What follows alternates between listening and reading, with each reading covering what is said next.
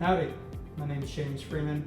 I was in the inaugural class here, graduating in 2022. Oddly enough, we were a class of, no kidding, 12, and that was not by design.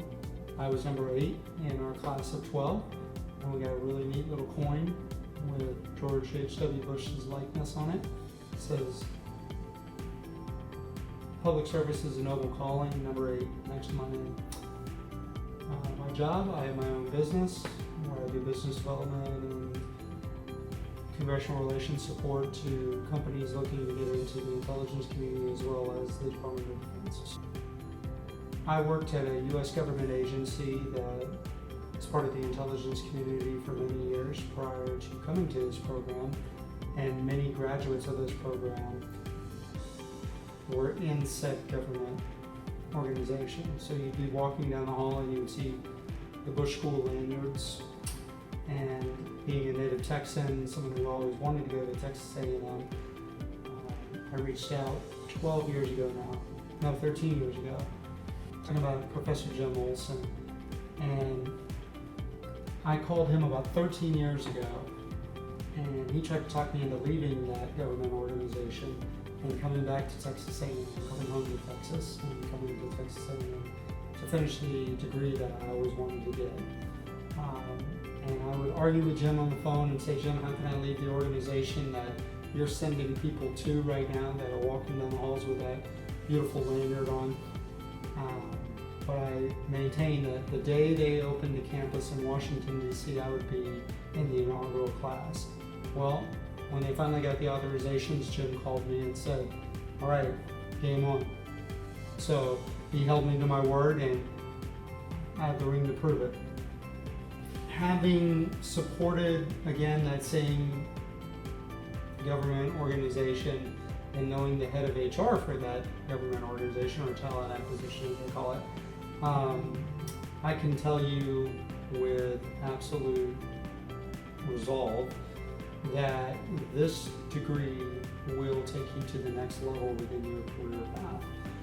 If you're an 11, 12, or 13 looking to make that jump to 14, 15, and then on to the SES ranks, specifically there, or any of the other agencies that support national security, or the Department of Defense, this is the catalyst that will get you to the next level, whether you're in the policy arena, whether you're in operations, and by that I mean, for example, the director of operations, whether you're in S&T, because the skill set that you learn across the breadth and depth of this program will give you a little taste of every one of those arenas. Beyond that, it's a professional degree, and it takes you to the next level in terms of how senior leadership sees you, how your peers will see you, and then how your fellow employees will see you in terms of understanding from an academic standpoint, and having the skills that you need to be able to move on. Well, I have my own company, so it's pretty easy to do, but I will say, having my own company with my own, where I make my own schedule, there was still a lot, because I live about 40 minutes away, 35 miles, 40 minutes if there's no traffic. So a lot of work, a lot of reading, a lot of writing. So lucky for me, I already had a graduate degree. And I had worked in this town in D.C. for 16 years in a multitude of different jobs, from Capitol Hill to the Pentagon to some of these agencies. So I was already adept at time management skills. But I will say, if you are someone fresh out of school, with maybe 2 or 3 years of experience, and you come into this role, it will make you a lot better at those time management skills. It will hone them. Well, I grew up in Houston, Texas, and you can't see it on the camera right now, but we're looking at 2 portraits of George H.W. Bush, the 41st President of the United States, and his lovely wife, Barbara Bush, the First Lady, who I grew up going to church with, both of them.